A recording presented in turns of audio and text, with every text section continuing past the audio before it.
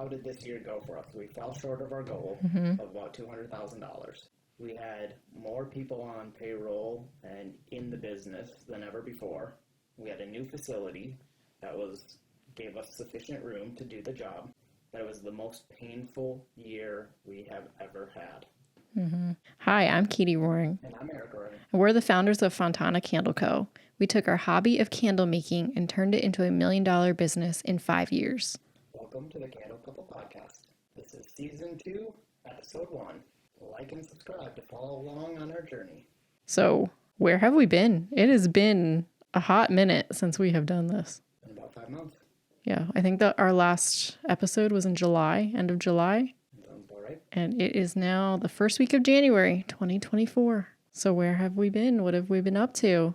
Working. Lots and lots of working. What's an understatement? The business really needed us on the floor and in the business a lot more than what we expected it to be this far into the business.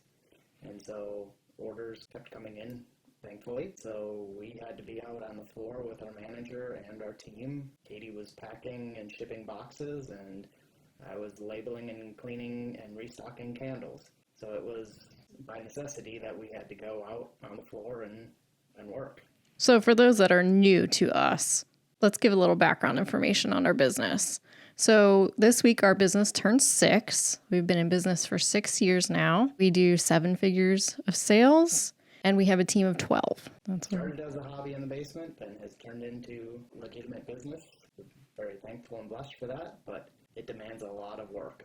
I think when we left the last couple episodes of the podcast, we were just saying how there was a light at the end of the tunnel, and we felt like the business didn't need us as much anymore. And boy, were we wrong. We were very wrong.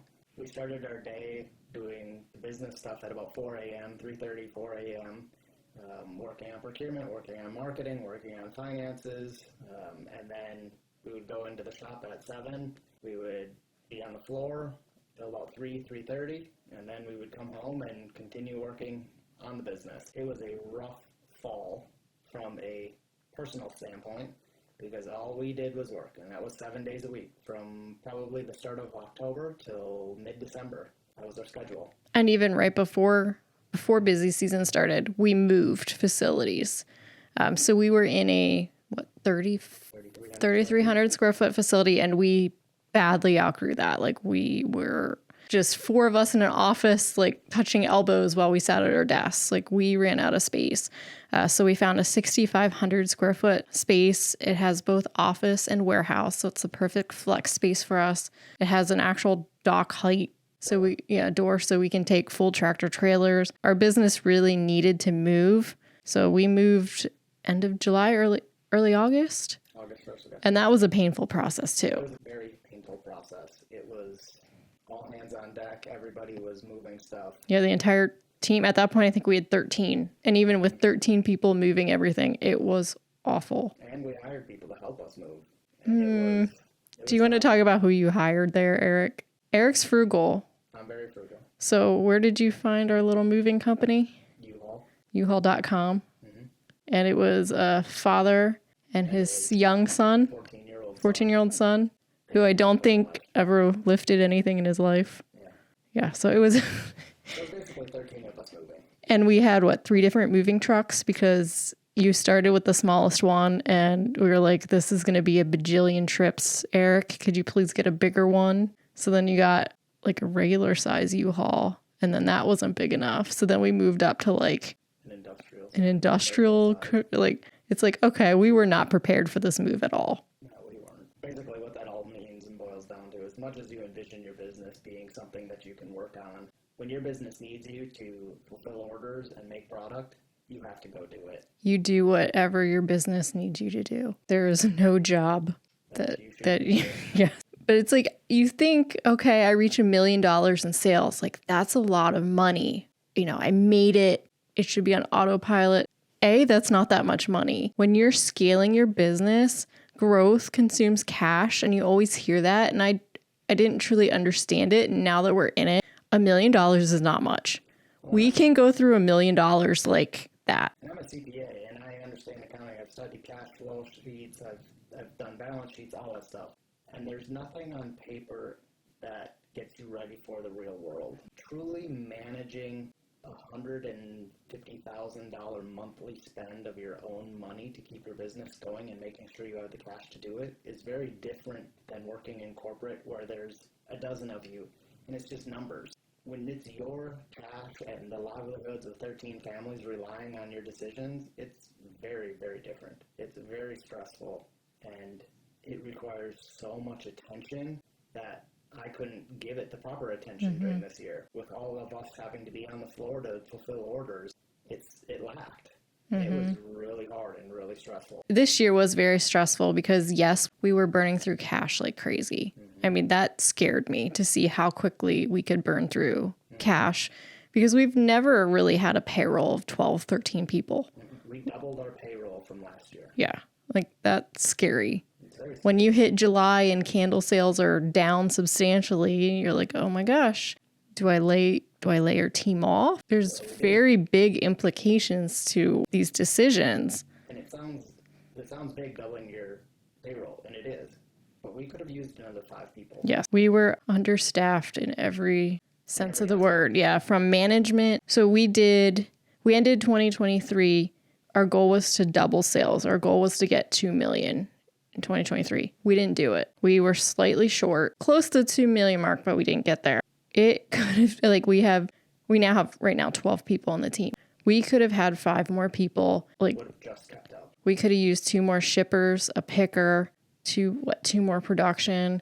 And like we have a general manager, but in this last few months, we realized it is too much for one person to manage the entire business. We have got to break up that function. How did this year go for us? We fell short of our goal of about $200,000.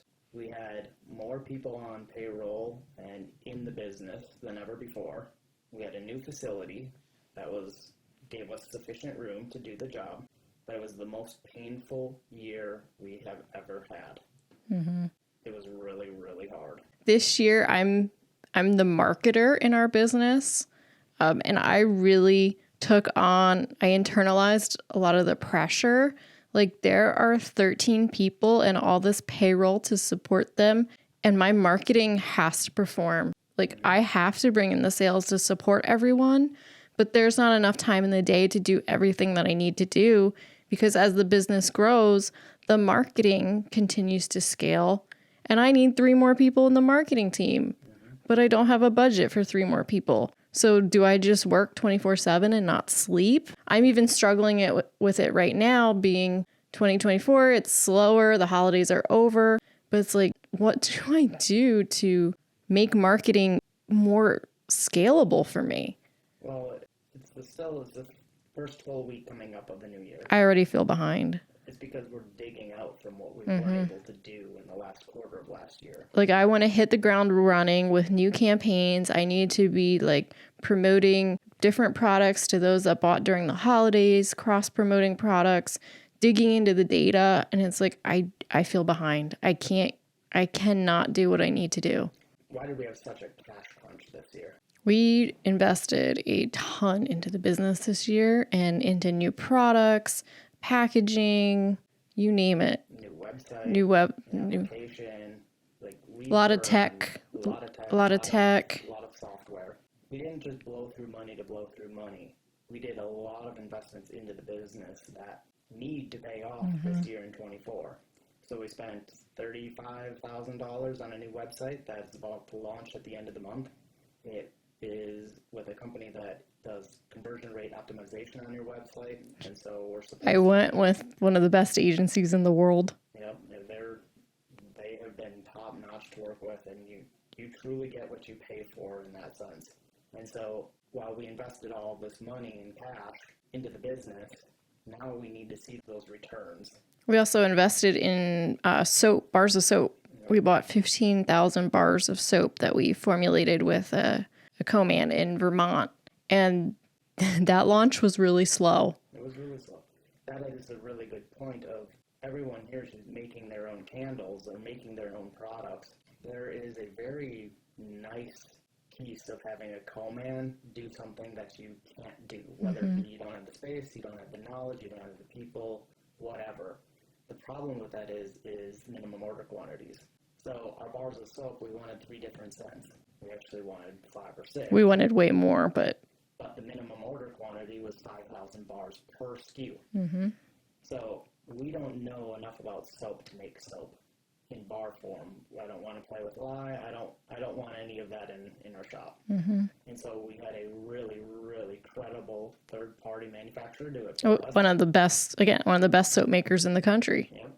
Quite literally, they make a lot of soap for a lot of big A lot of brands you know and love, they make their soap. Yep. And the problem with it was then we had to buy 5,000 units per SKU. We are charged over $3.50 per bar. Mm-hmm. So 15,000 bars we had to buy at $3.40 a bar. That was cash out our pocket. Mm-hmm. Day one before we even started selling. So I would say, to summarize what we did this year with the business, we took a lot of risks. We took a lot of risks. We bet big on the business this year. Yep.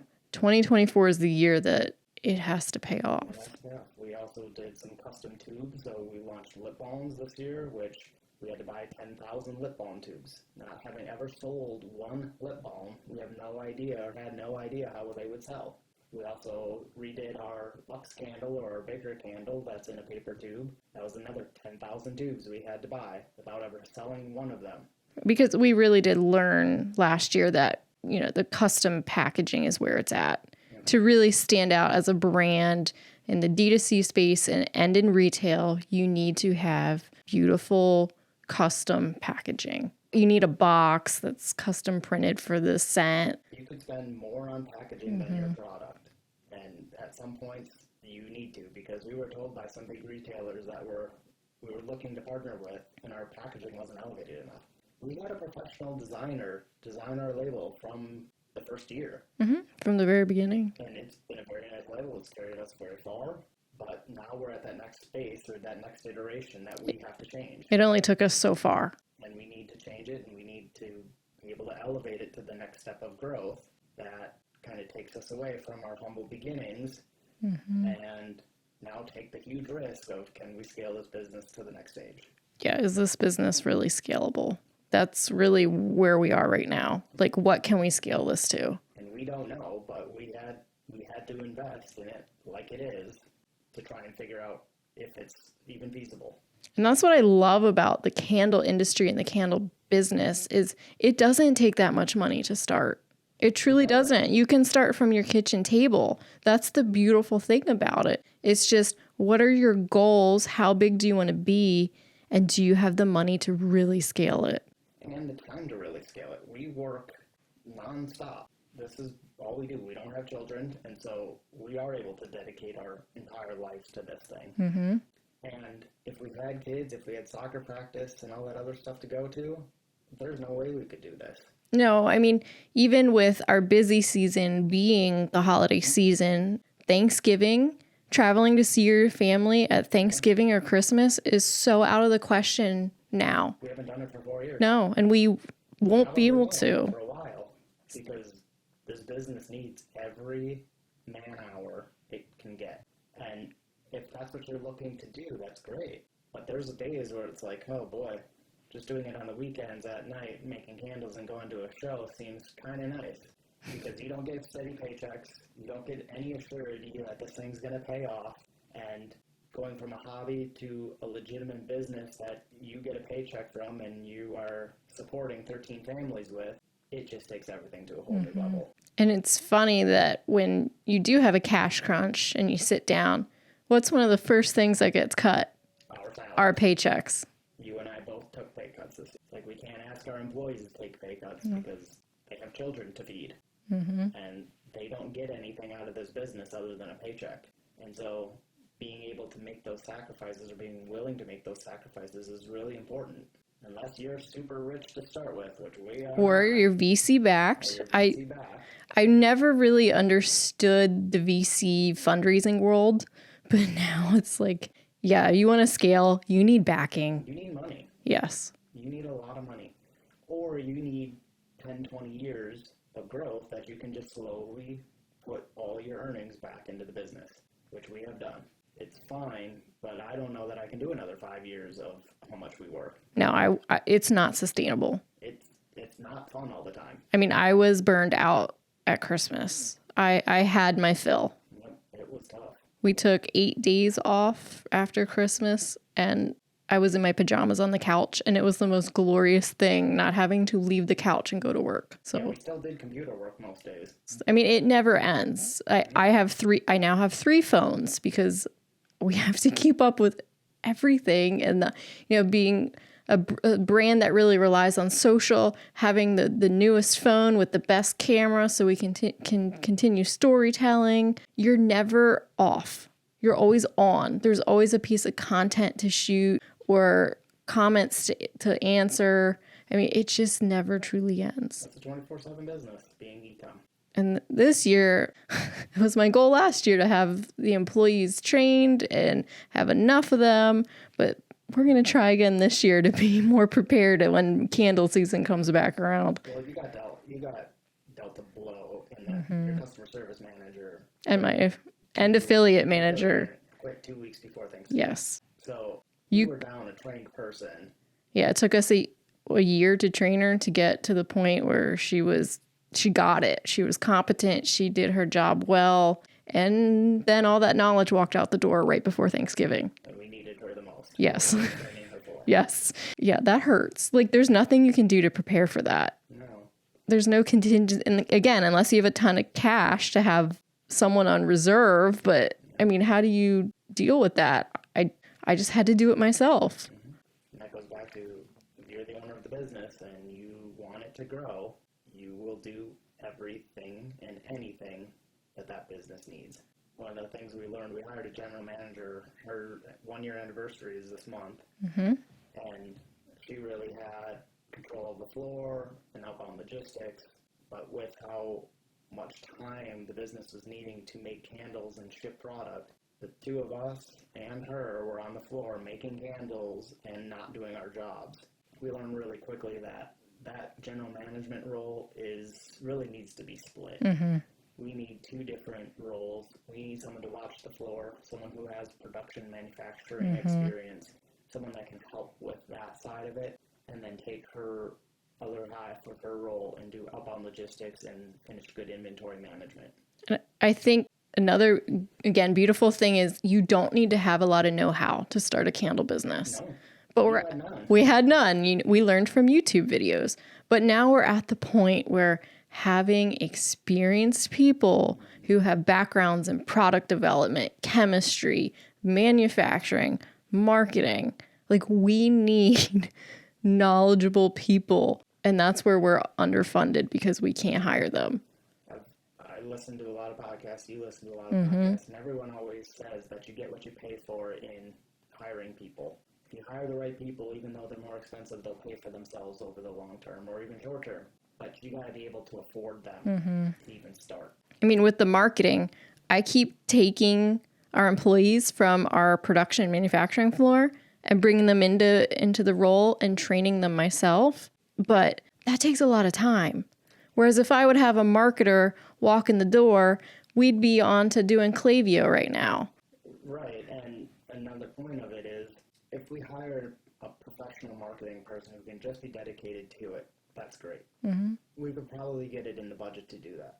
The problem then is we don't have a budget to give them to do their job. We don't have a huge budget for, okay, go make a commercial or go buy radio ads or print ads or whatever. We don't have a budget that we But can see, give them. I don't need them to have a budget. I need them to just keep creating content. I need them to be a content wheel. That's fine, but I'm saying, if we get someone who's really good at marketing and they know commercials, that does nothing for us. I need someone that knows email marketing. That is my biggest wish list item right now. I need a professional email marketer that is dedicated to our account. We do.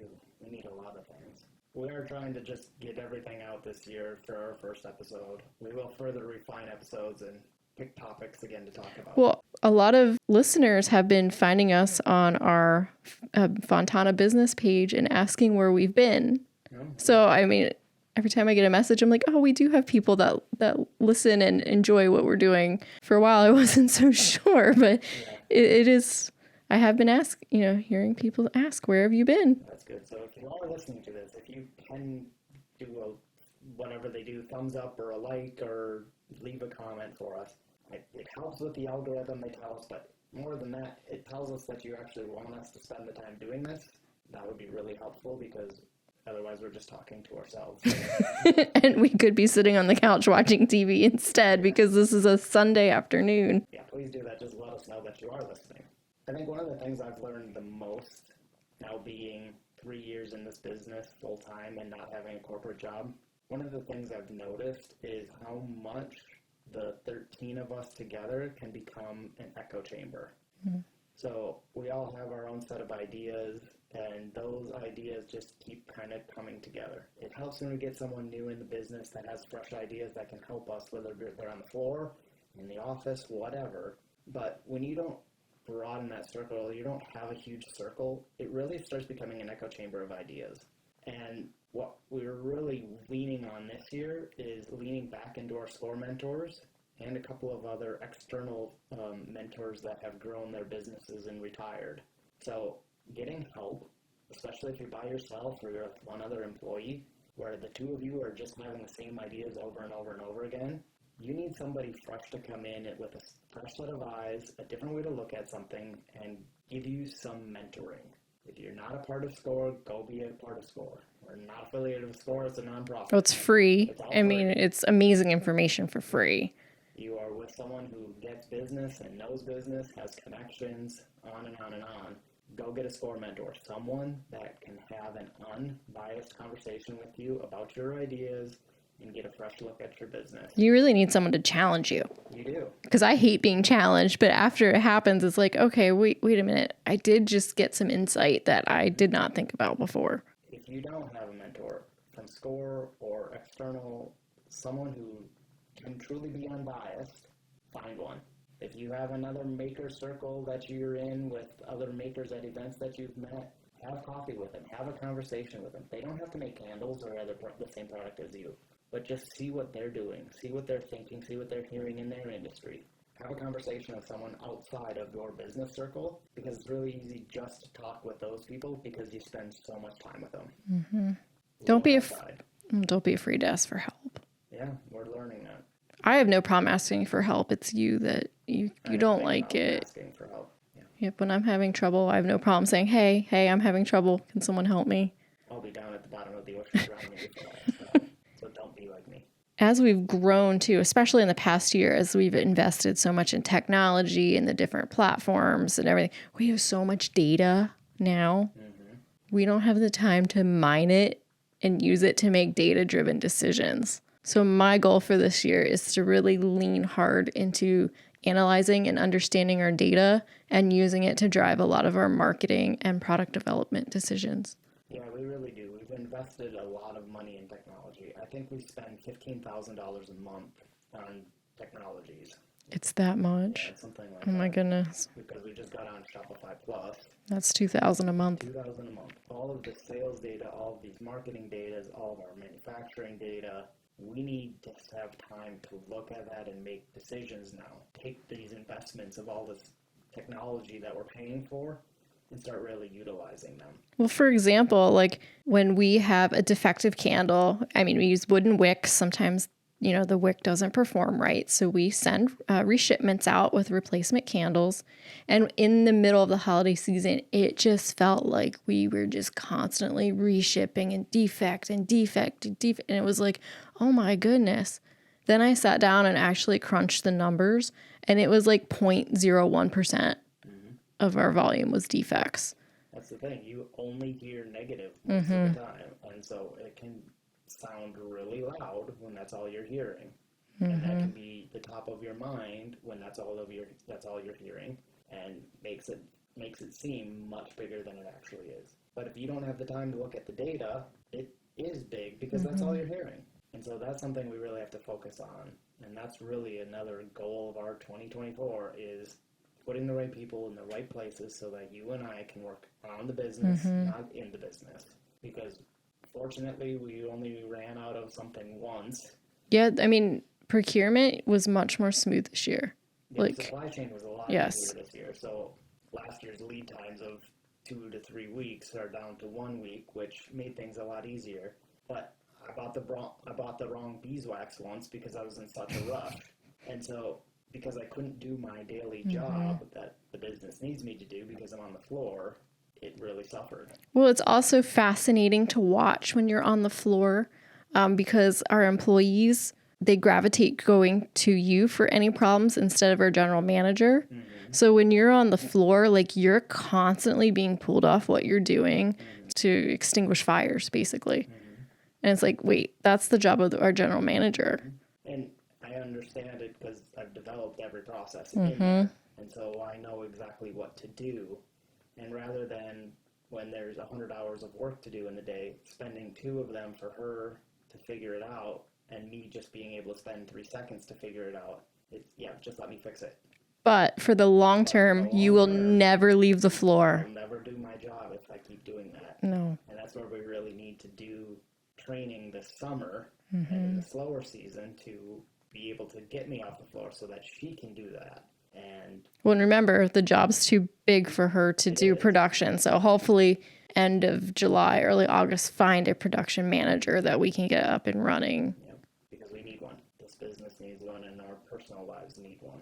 And even Rebecca, like she was so frustrated, overwhelmed this season. Like it was too much for all of us. We all just were overwhelmed and overworked and just beyond exhausted.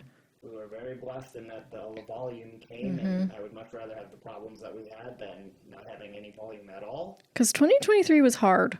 It was hard. I mean, financially, people did not have the same disposable income as before. And, you don't need a candle. You don't need a room spray. You don't. So, we are blessed to have just made it through the year. Hopefully we'll be blessed to keep going with this, but we have to make sure that we're setting ourselves up that it's sustainable for the business, for us, and for all the employees and management that we're trying to get so that we can grow this and that we can keep our quality up because that's really important. Yeah, quality is what we are going to really be focusing on the production floor for 2024. Because I noticed when I stopped paying attention to quality, stuff gets missed and goes out to the end consumer. And it's like, well, wait a minute. Quality's not my job. I'm in charge of marketing. Like, how are we scaling this so quality checks become part of someone's process on the production floor so that I don't have to catch it? It's not an excuse for bad quality or sloppy candles that come out because that was the biggest thing was candles were going out unclean and wicks not centered. The wicks not centered was the biggest problem. That was a big problem.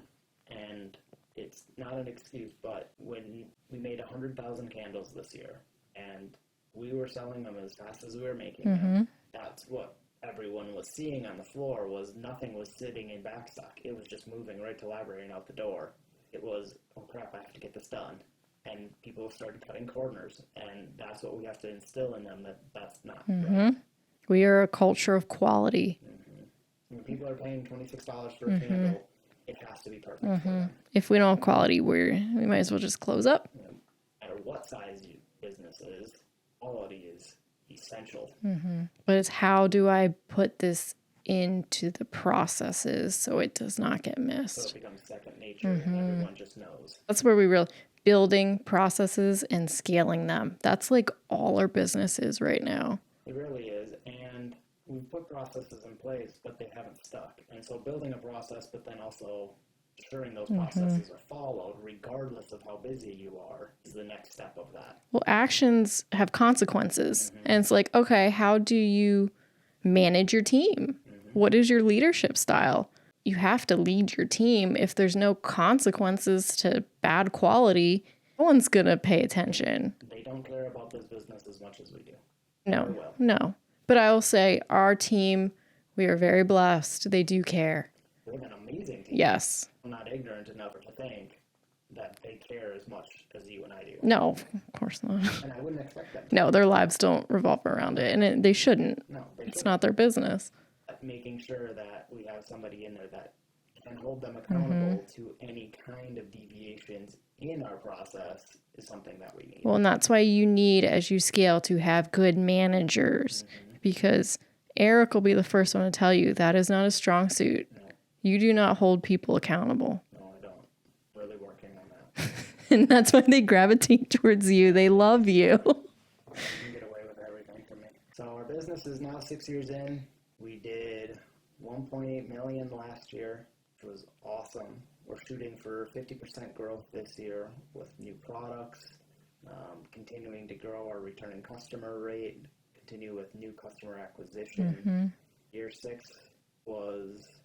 5 was the most painful one we've had so far. Let's hope 6 is better. Let's hope 6 is better. We do want to continue to do these podcasts. We do want to continue to share our story because we did start in our kitchen making 5 candles at a time. Well, and we started this podcast because there is so much amazing information out there about making candles. That's covered. We don't talk about that because other people do it so much better than we would. But it's the business background of the candle business that isn't really touched upon that much out there. It is by smaller candle business owners, but no one that truly scaled a large candle business is out there talking about what they did. And so many podcasts that I listen to, it's just glossed over. Oh yeah, I was in my kitchen and then I did 10 million and then I sold for 100 million. But they don't tell you what they actually did. They didn't tell you the pain they went through. So this is why that I want to do it is as we're in it, we're talking about what is happening, what we're doing, the software we're using, the processes, the procedures, because no one is talking about it. So that's what this podcast is about. So if you want to continue to hear us tell our story, like and subscribe, follow along, and drop us a comment if you have any questions or thoughts on new episodes. And please, if you do find these episodes helpful or informative, please consider leaving us a review. It really does help us out and give us some motivation to keep going on. Okay.